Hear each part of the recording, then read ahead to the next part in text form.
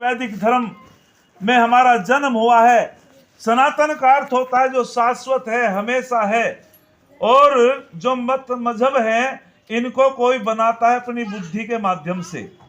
तो अधिक न बोलते हुए हम सब समझेंगे न लिंगम धर्म कारणम। जो बाह्य चिन्ह है, कोई काला चोगा पहनता है, कोई पीला चोगा पहनता है, कोई कलावा बांधता है, ये कल्चर हो सकती है लेकिन ये धर्म नहीं है।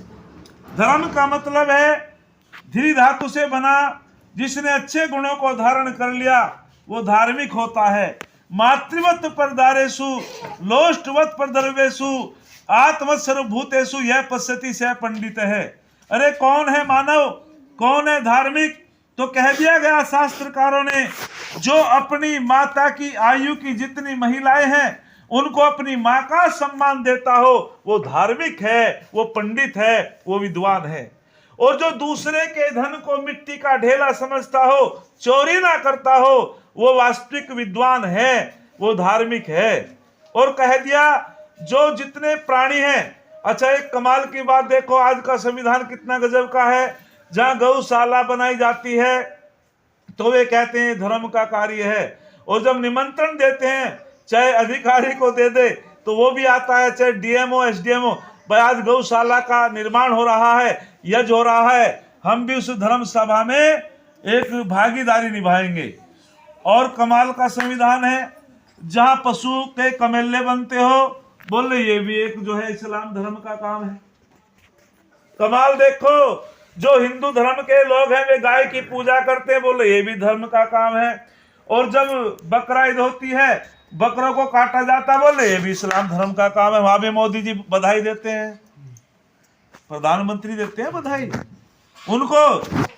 कई लाखों निर्मम हत्या हो रही है और उनको जो है बिना गलती के मारा जा रहा है। और हमारे प्रधानमंत्री मुख्यमंत्री उनको भी कि आज बकरा ईद पे बधाई दे रहे हैं, ये भी धर्म का काम है।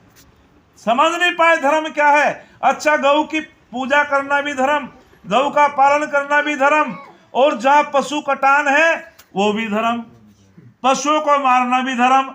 तो समझने की बात है, धर्म उसे कहते हैं आत्मन है प्रतिकूलानि प्रेषाम न समाचरेत। जैसा जैसा व्यवहार हम अपने लिए चाहते हैं, यदि हमारे कांटा लग जाता है तो दुख होता है। अरे जब किसी प्राणी को हम मारते हैं उसको भी तो दुख होता होगा।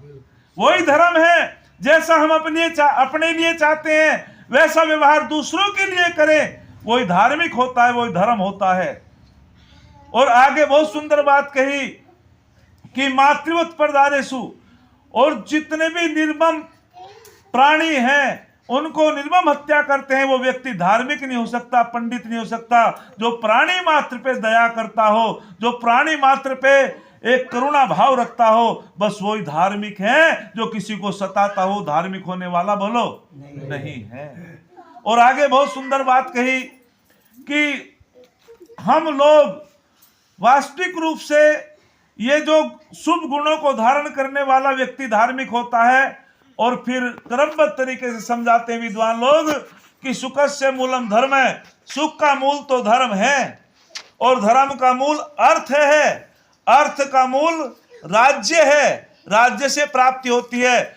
और राज्य में कौन जाता है? इंद्रिय जय, अर्थात जो अपनी इंद्रियों को वश में रखता है। ऐसा नेता यदि राज्यसभा में जाएगा और लोकसभा में जाएगा, चाहे छोटी सभा हो चाहे ग्राम सभा हो, जिसने अपनी इंद्रियों को जीत लिया हो, जिसका जीवन वेदानुकूल हो, ऐसा नेता वो राष्ट्र का भला करता है, समाज का कल्याण करता है।